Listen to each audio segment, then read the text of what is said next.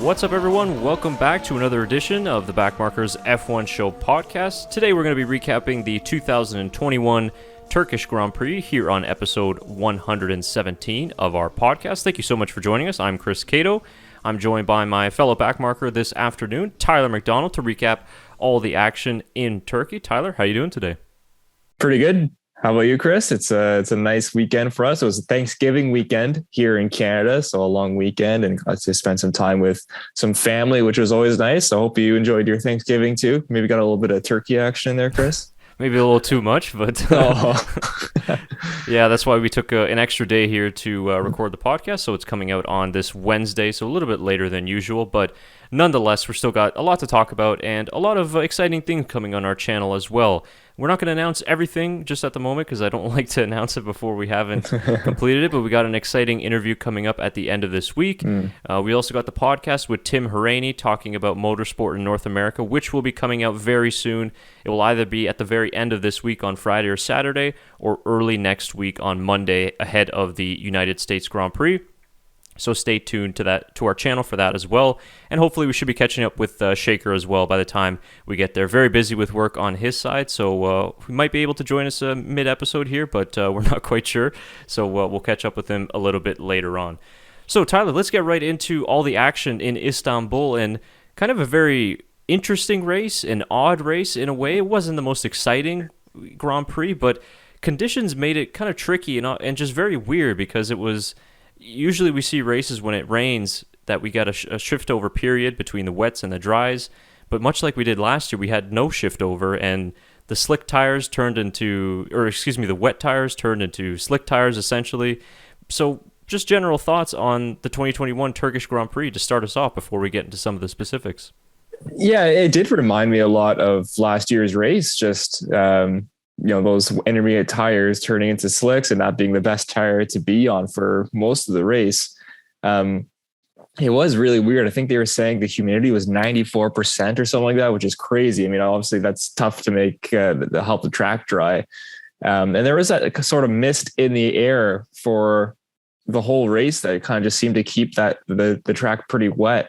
So yeah, no changeable conditions, but it wasn't really crazy wet where there were cars making mistakes. Like, it wasn't wet enough for that as well. So it's just kind of one of those weird wet races that I don't think I've ever really seen before, though, where it was wet, but it wasn't wet enough, which is an interesting kind of claim to have, or scenario to have.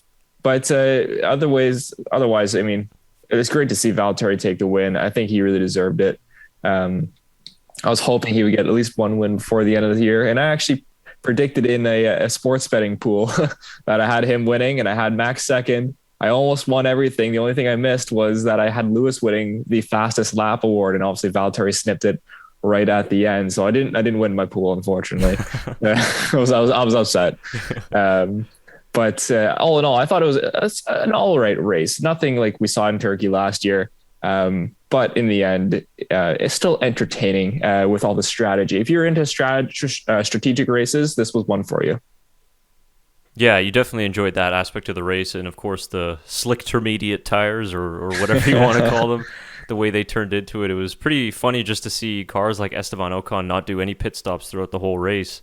And Lewis Hamilton almost made it the whole way as well, which we're going to get into a little bit. But let's start right off there with obviously the Grand Prix winner, which was Valtteri Bottas. And I'm the same with you. I'm so happy to see him win a race, because ever since he's announced that he's signing with Alfa Romeo for 2022, he seemed a lot more relaxed, a lot more comfortable with the car. I think also some of the upgrades Mercedes have brought have really helped Valtteri maximize the most out of the tires and of the package as well.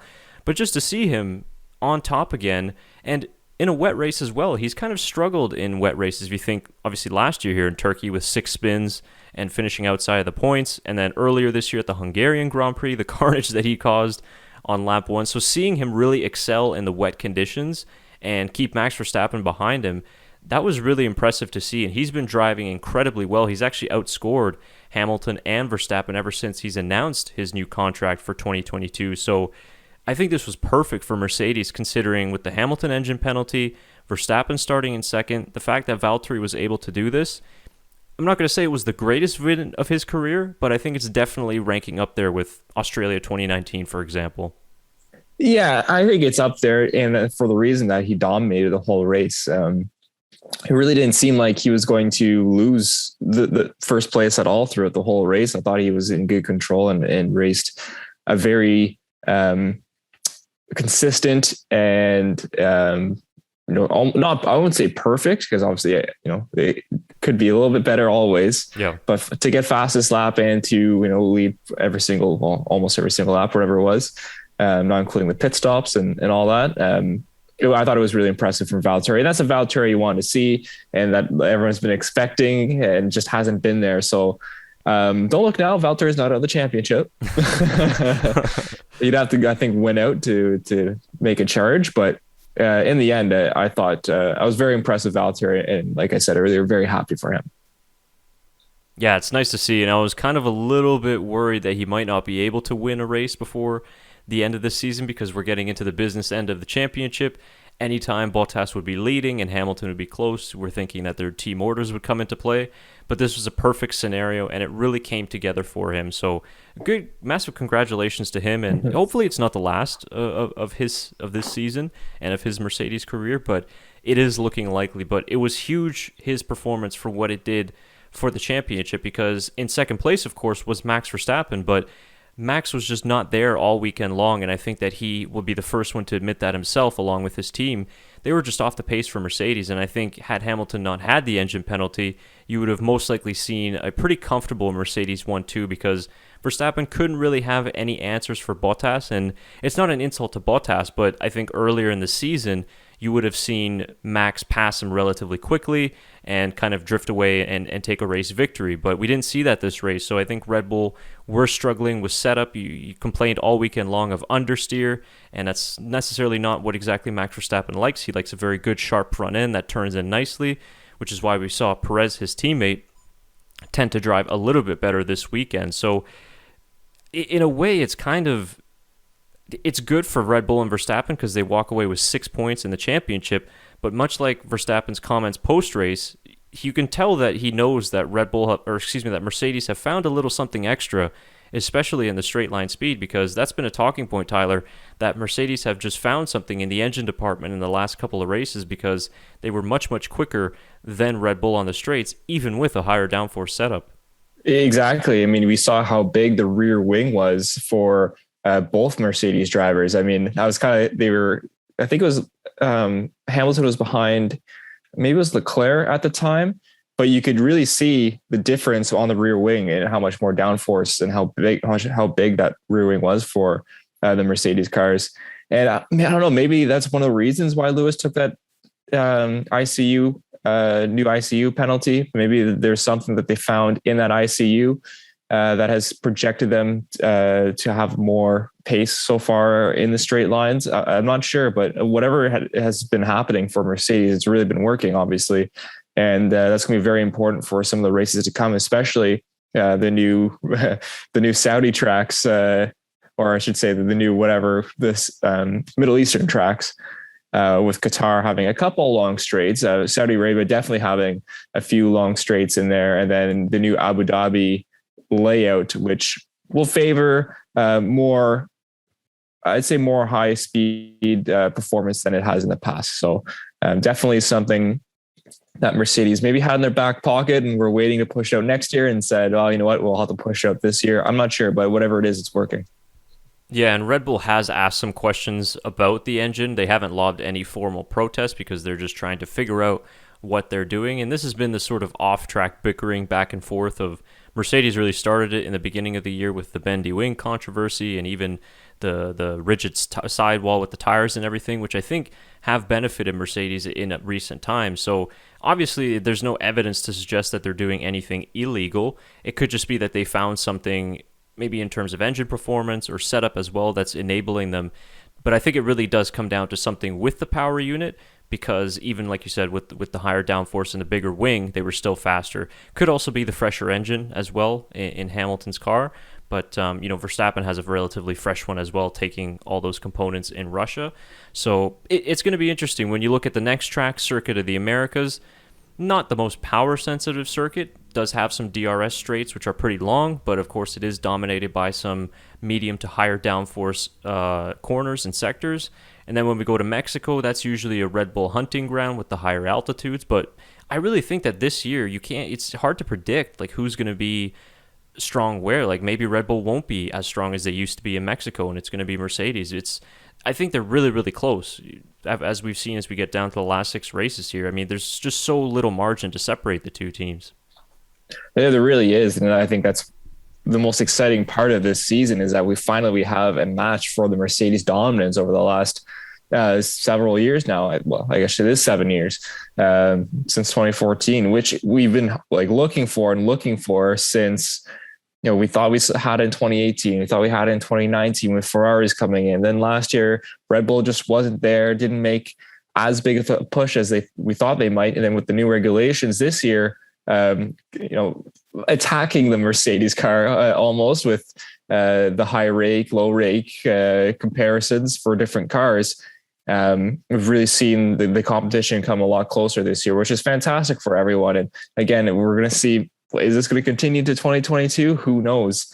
With the new regulations coming in, it could be anyone. We could have Mercedes, or we could have Alfa Romeo beating everyone by 8 seconds. Like, who knows? We don't know what it's going to be. So I like what they did F1 this year to bring it a little bit closer. And it's as close as we've seen it, for a long, long time. Yeah, and just to piggyback off of that, because I just saw the stat this morning that this is the most amount of different race winners we've had since that great 2012 season. Currently, we have 6 different winners in 2021, and I believe 2012 had 8 different winners. Of course, the 7 different winners to open up the first 7 races of the season. I think that was the 2012 season, if I'm not mistaken. So that really goes to show just how much closer the field has gotten. And it is a shame that we are excited for the new regulations because of what it could bring, but it's also, you're a little bit afraid of it too, because the last big regulation change, the field just got so big separated. And now that it's so close that McLaren are almost there, Ferrari are almost there, Red Bull and Mercedes seem to be even, and you're sometimes even getting some of these midfield teams able to score podiums. I mean, how many different drivers have we had on the podium this year, which has been awesome. So yeah, that's almost like you kind of wish the regulations weren't changing just yet, but hopefully, like you said, that we're going to have some pretty big surprises in 2022. But yeah, that'll have to wait for next season. But a lot of work to do for Verstappen and for Hamilton in these final 6 races. It's going to be very close between the two, and I think both are keeping really super focused on the big picture. And we're going to get to Hamilton in just a second, but let's talk about Verstappen's teammate, Sergio Perez, because he's been struggling quite a lot since the British Grand Prix. Some of it hasn't been his fault, of course. When you look at what happened to him in Hungary, for example, had some engine penalties in Zandvoort, but he did make some mistakes himself. Obviously, Belgian Grand Prix crashed out on the reconnaissance lap, but this was really the weekend that he needed desperately, because it wasn't looking good for him at the start of the race. He was falling behind Charles Leclerc, didn't seem to have the pace there, but this is why they brought Sergio Perez in. And as much as he has been struggling at times this year, what he was able to do in his battle with Lewis Hamilton is going to be a big factor in this championship. And we're going to bring the Mercedes side of the conversation in with the number 2 driver. But for now, Tyler, what did you think of that battle between Perez and Hamilton? I think it was just great driving between the two, great wheel-to-wheel racing. But that's great to see from that second Red Bull seat and that second Red Bull car, just fighting the number 1 driver at Mercedes there, because that was critical in the race. Oh, it really was. It was something very impressive from Sergio Perez. And that's, like you said, why they brought him in, was to be that second car to challenge the Mercedes and to really make that fight a lot tougher for Mercedes to sandwich Max Verstappen and then go on alternate strategy and be able to either one of them work out and be able to pass Verstappen for the most part. But Perez did a phenomenal job. And, he, like you said, he has struggled a little bit, but really came into his form. And I think a lot of that has to do with the classic Sergio Perez, who's the best at saving the tires on the grid. It's Sergio Perez. And I think that really played a factor with how well he could work his tires in the tricky conditions. And it just to be able to kind of extend and to make sure that, he has the right amount of grip at all times. He's a wily old vet, Sergio Perez now, and can really work his magic. So I think it was a perfect storm kind of also for Sergio. has done well in Turkey before. Obviously, the podium last year, second place, and now podium this year, and is also good in wet conditions, and is also good at saving his tires. So a great race for Sergio, and what Red Bull needed out of him because it really slowed Lewis up. And of course, forced him to make make a pit stop, I should say, because he did want to go the full way just on those first intermediate tires, which it could be plausible as Charles Leclerc tried it. But obviously a new set of injuries right at the end had more pace. Yeah, and I think Perez benefited from the struggles that the Red Bull car was having this weekend in the fact that it was understeering a little bit more, which I think suits Perez's driving style, having a more stable rear end instead of, Max kind of really likes the front end to be very lively, which is kind of the reason why that second driver at Red Bull always seems to struggle, where Max just copes with it a little bit better. But yeah, this is exactly what they need for him going down into the final 6 races, but also on Mercedes side with Valtteri Bottas as well. These number 2 drivers are really going to play a big part in the final 6 races here, because we could have these scenarios where we hope we don't have to take any engine penalties between the two from now until the end. But just like we saw in this race, right? It was big for Valtteri Bottas to keep Max Verstappen behind him, same way as it was with Perez to keep Lewis Hamilton behind him. So you don't want to see Hamilton or Verstappen coming behind these number 2 drivers and just blowing past them on the DRS straight. So I think Perez fought Hamilton very, very well. I'm surprised maybe the stewards, I'm glad that they didn't have a closer look at the incident, because obviously Perez was pushed into the pit entry pretty much and then cut back. But it was just good, hard racing, I think, squabbling over the same track position. So it's critical. Now more than ever is when Perez has to deliver these performances. And I hope that this was kind of a weekend to give him more confidence, and we see him on the podium at least a couple more times in these final 6 races, because even the Constructors' Championship is still well within the range for Red Bull too. Yeah, I think it is. I mean, let me pull up what the standings are here. But I mean, they are trailing by, oh God, they're going to make me do this math. The 0.5s, right? Yeah, well, they're both have a 0.5 there, but there's a lot of numbers involved. One second. It's okay. They're trailing by 36 points. 36, okay. Yeah, 36. It isn't a lot. I mean, if you have 2 DNFs from a Mercedes, just like that, the gap is very close. So they're not very far behind, like you mentioned, and it's still very plausible for them to come out with the Constructors title. Like you said, Mexico is going to be a big track for them to be able to try and get a lot of points with that high altitude. Brazil is a very good track for Red Bulls as well. We've seen how well they've done there. So if you go by what's left, it's pretty even in terms of Mercedes versus Red Bull tracks. You can give USA a toss-up. I think that can go either way. And also, we don't know what's going on with Qatar and Saudi Arabia. And then Abu Dhabi is more of a Mercedes track. But again, change the layout. So who knows what's going to happen there as well. So like you said, I think it's very close, up for the grabs. And it's nice to see that a constructors battle is also kind of shaping out with a driver's title, because that gives a lot of different scenarios. And not only are we going to see the Lewis Hamilton and Max Verstappen fight, but we're going to see Perez and Bottas play a big factor into this as well, because of course the teams are going to want to win that constructors title, not just solely focus on the driver's title, which of course will be a priority. But it's always a team sport. And I think, it'd be interesting to see who favors the driver's title over the team constructors title as well.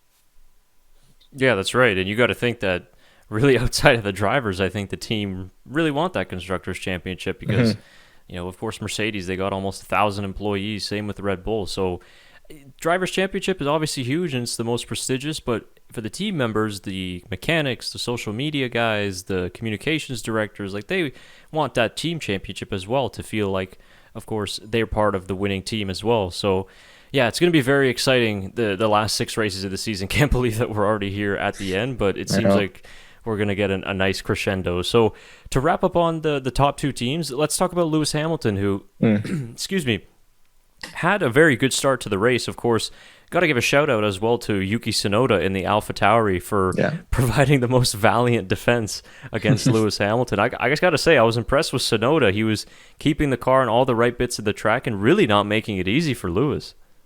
No, he wasn't. It took what, 7 laps for Lewis to pass Sonoda, and it took Lewis to 2 or 3 laps to pass Stroll, and then to pass who else was he trying? Gasly, I think, was in there, Yeah. and maybe Norris. Yeah, that's right. I think those were the three. And it didn't take him that long to pass those guys. So no, well done by Sonoda. Put his car in the right place at the right time. But what a beautiful overtake by Lewis around the outside on Sonoda. I thought that was a very classic Lewis overtake to go around the outside and just, this is going to be my corner. I'll set it up, and a beautiful, beautiful move by Lewis. One of the overtakes of the season, in my opinion, just with the conditions and how tricky they were. I thought it was amazing. But no, well done to Yuki. And for Lewis, I mean, I thought he should have personally stayed out. He pitted on lap 50 to go on a fresh set of inters. And I don't know, I think with that 22-second difference, and, maybe let's not say a full 22 seconds, because maybe Charles would have got another 10 seconds on him. I don't know. But I mean, he would have had enough room to pass, to at least stay ahead of Charles. I'm not sure about Sergio, but I think he would have had enough paces to stay ahead of Charles. And that's a big 2 points in the championship that he'll be losing there. So I'd be frustrated if I were Lewis. In my opinion, I would have stayed out. But we can't, I guess, go on what ifs, because we never know what could happen. Maybe Lewis would have no grip and spun out. We have no idea. I think that's the tough part too, right? And you saw how Esteban Ocon's tire looked at the very end of the race. Excuse me. It was close, because he said that a couple more corners and he might have had the tire explode. So I think that if you look at in Mercedes' decision there, I think it was right to call him in the first. I forget exactly which lap it was, but it wasn't long after Bottas's pit stop when they first called him in, and then Hamilton told them that he'd like to stay out, and they took a couple laps to think about it. I think had they made the pit stop then, like you said, he might have been able to stay ahead of Leclerc. Maybe not Perez, but who knows? Might have been able to snag him as well and finish on the podium. But it was really tough because they left it late, and I think that they couldn't take the risk of leaving him out there for the final 10 or so laps of the race, just in case we had some sort of a big tire failure, because it was touch and go. I think he was pushing a little bit harder than Esteban Ocon was in the early stages of the race. Those intermediates were very worn, and now imagine if he stays out till the end and that tire explodes or something like that.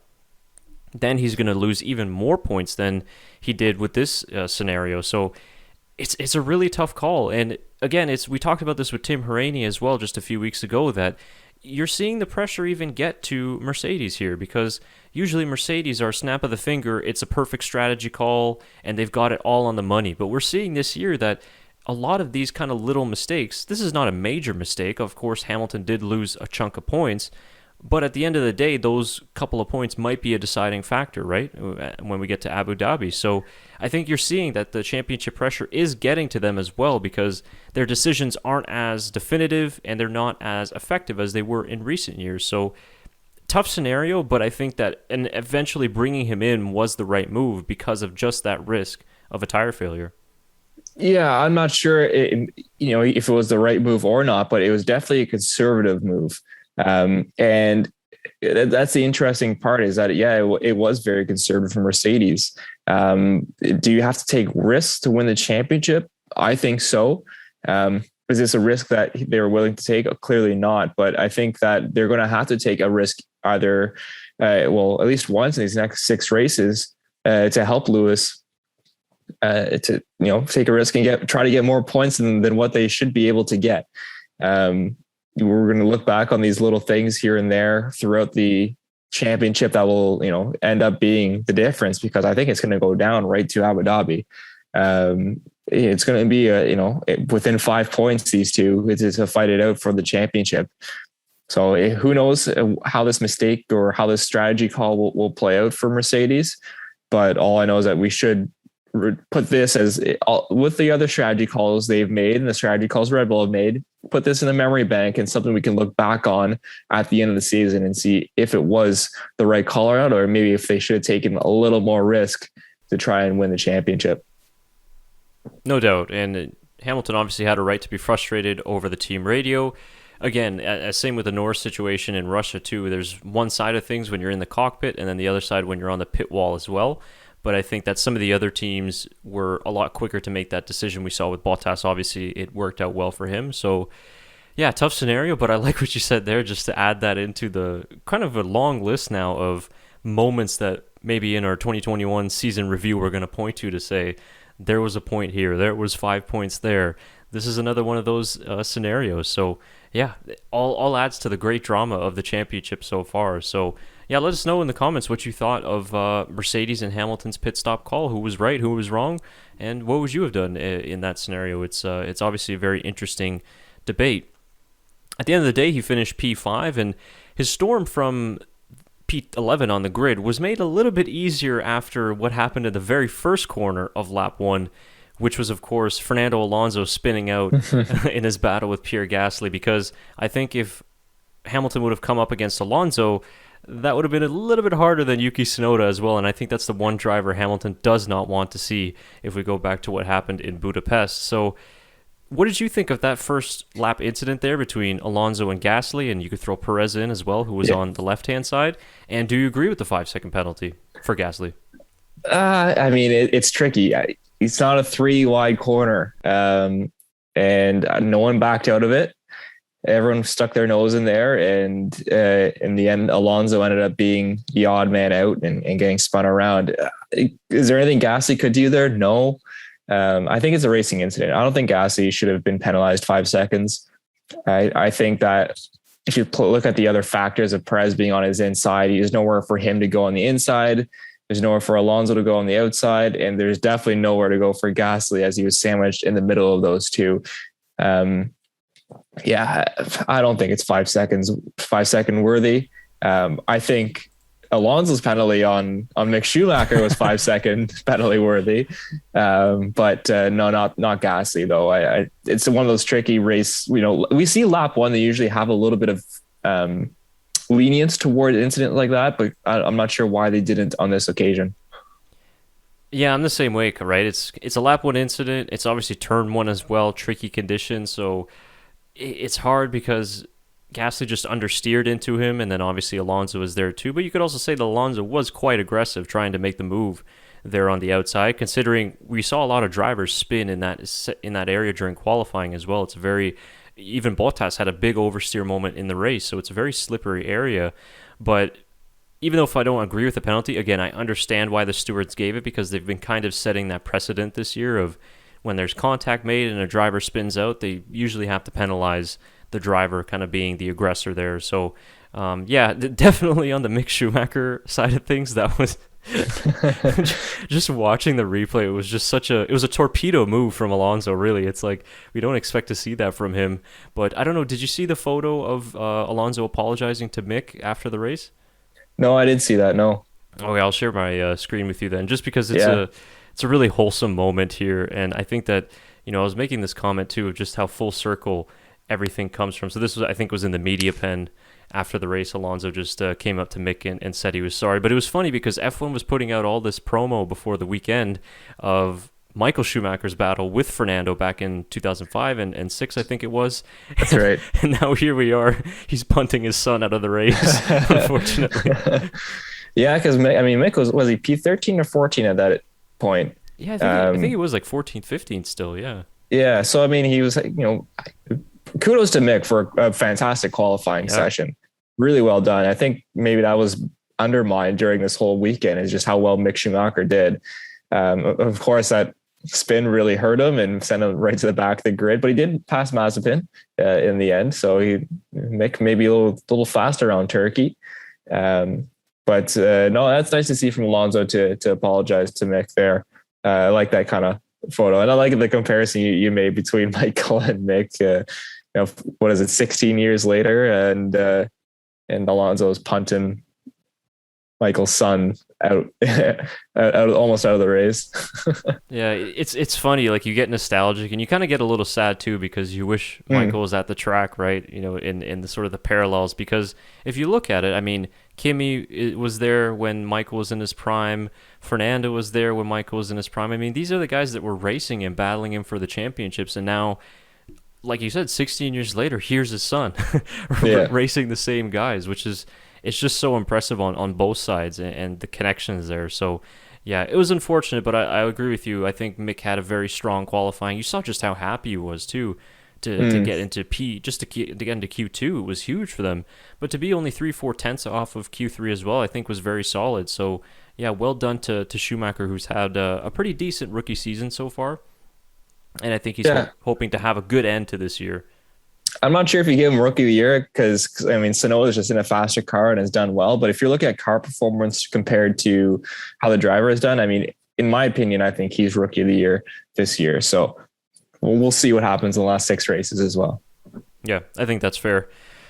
Just quickly, we just got off the Red Bull discussion not too long ago, but I wanted to just get your quick thoughts on the special livery that they had Oh, in dedication to Honda. Of course, it was a dedication to the Japanese fans as well, because it was supposed to be the Japanese Grand Prix this past weekend, which they were unable to race at, so they released a special livery, which it's funny because you look at it, it's pretty much Max Verstappen's helmet design all on the car. But what did you think of the one-off livery? no, I thought it was really nice looking. I think they did a good job with the white. I think that they incorporated the Japanese culture very well into it. And it was nice to see a car run a different livery again during a race. We've seen Red Bull have some amazing liveries, but most of them aren't usually during the race. They're during preseason testing or whatever it is. So it was nice to see them use that, and I thought they did a good job of making it look good. It wasn't too flashy, obviously, because all white, but it wasn't too dull either. I think it was a good mix. And I want to see. It's too bad that they didn't get to run that in Japan. Hopefully next year when F1 hopefully goes back to Japan, maybe they run it again. I think that'd be a nice touch to do it at that point as well.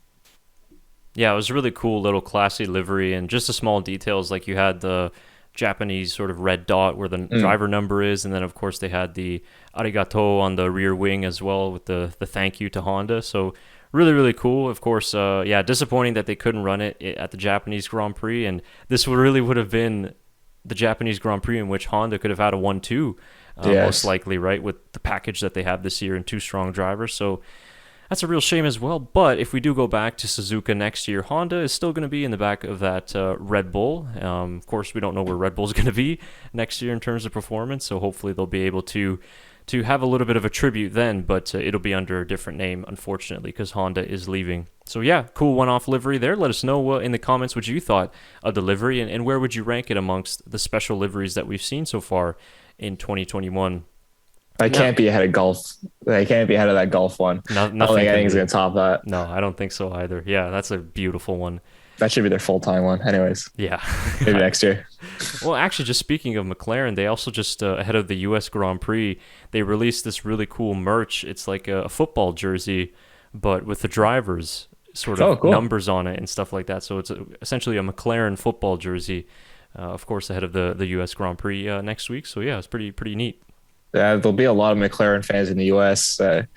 With Daniel and Zach Brown, and Daniel's basically half American the way he acts. So, So true. he loves the U.S. So I'm sure he's gonna be excited to race there as well. Yeah, absolutely. Be a lot of drivers first race there. I think They raced there so. last year. I don't remember. I don't think so. No, yeah, I think it will be for guys like Latifi, Sonoda, Schumacher, Mazepin. Yeah, you got a couple there for sure. Yeah. Yeah, that'll be exciting. I'm looking forward to that, definitely. The only thing that I had just to wrap up on this episode for the Turkish Grand Prix recap was just a shout out to the Ferraris and Carlos Sainz, who had a really strong drive from starting last on the grid, but also Charles Leclerc too, who drove really, really well. And I think we're seeing some pretty decent straight line speed from that upgraded power unit. They were faster than the likes of even Red Bull on the straight. So it seems like whatever upgrades that they put in there is really, really working. But I just liked Carlos Sainz's moves. It was kind of like a back and forth between Hamilton of who could outdo each other in terms of overtakes. I know that he had the sort of kind of clumsy one on Sebastian Vettel going into, I believe, turn 12 it was. Yeah. But aside from that, solid race. Yeah, very solid race. I thought they did very well, and it was nice to see the Ferraris up the grid again.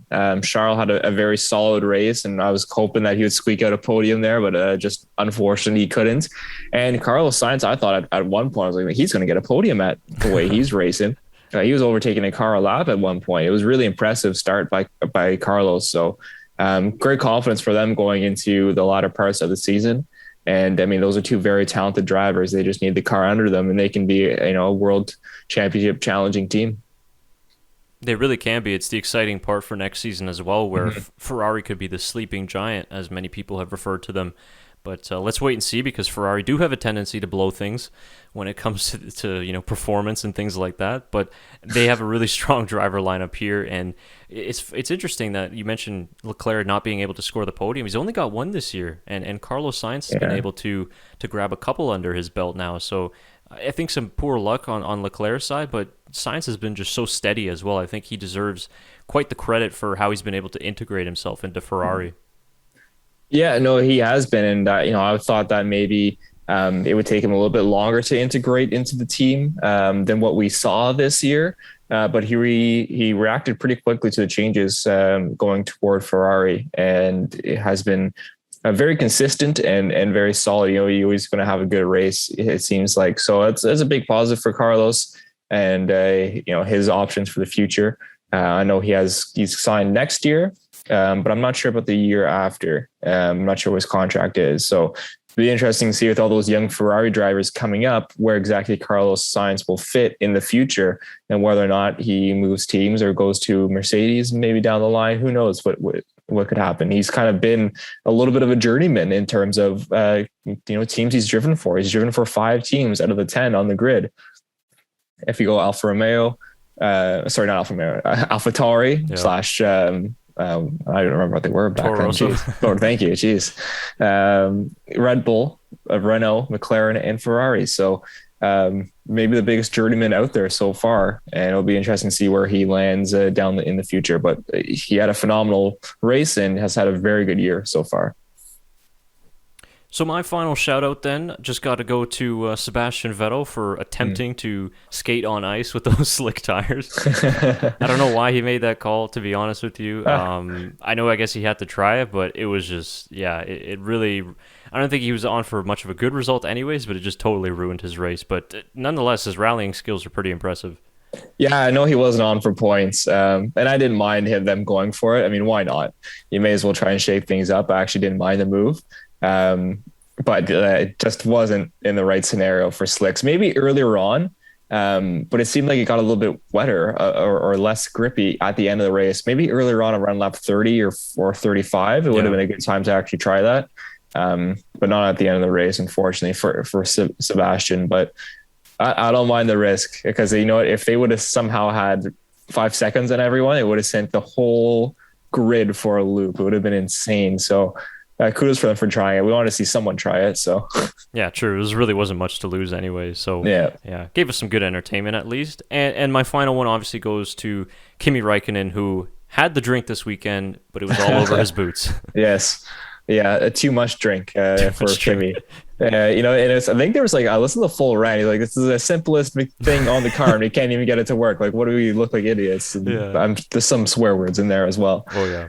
But hilarious from Kimi, and the whole drinks bottle saga continues with him, and hopefully there's a little bit more down the line. And I hope that at the end of the year or something, someone gives him a drinks bottle as a award for his retirement. I think it'd be pretty funny. Yeah, 100%. Maybe at the F1 Awards, we'll see a drunk Kimi Räikkönen receive the drinks. Well, for his sake, I hope he doesn't have to go. But so that'll do it for me on the Turkish Grand Prix recap here. Anything else that you wanted to add? No, I think that's it for me. I'm excited to see what happens in the US. What's the weather going to be like? It's going to be very interesting to see how that all plays out, but it's going to be a fun weekend. 6 races left. We're almost at the end of the year, which is crazy. But it's going to be a late end of the year, but excited to see what happens down the line. Yeah, me too. And I'm excited for the next couple of weeks in terms of content on this channel. Oh, yes. Because I think that a lot of you out there, our subscribers and fans as well, are going to enjoy the upcoming podcast that we have coming out and videos. Like we mentioned in the beginning, if you weren't with us, we do have the podcast with Tim Hauraney. It's going to be coming out in 2 parts, I believe, possibly 3, because we did speak with Tim for a good almost hour and a half.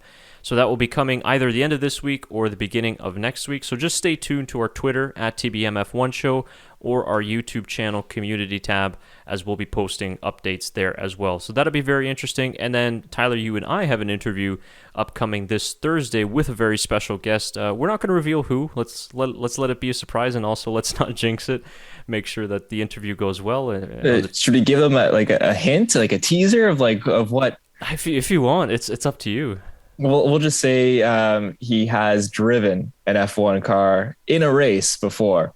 We'll give you that. There we go. That's a pretty good hint. So yeah, it's going to be interesting because he is a former F1 driver. We will give you that hint, but the interview isn't necessarily going to be what you think it is about. So that's true. Yeah, because even we were surprised when we heard this gentleman's name in an involvement with the project that relates closer to home for us. So we're going to have that done hopefully by this week. I haven't figured out yet when we're going to post it. We're going to see, because it is a very busy, I think, schedule coming up with the Mexican Grand Prix as well. So we'll see if we can squeeze it in there. But yeah, you can expect those two interesting conversations. Of course, the conversation with Tim Hauraney is about motorsport in North America, the growth of it in the United States, the Netflix effect, possible American drivers, American teams. I mean, we go through everything. It's a really interesting discussion. So, and it's always a blast talking to Tim. We have a lot of fun on those podcasts. And if you're looking for a funny one, tons of laughs in the podcast with Tim. So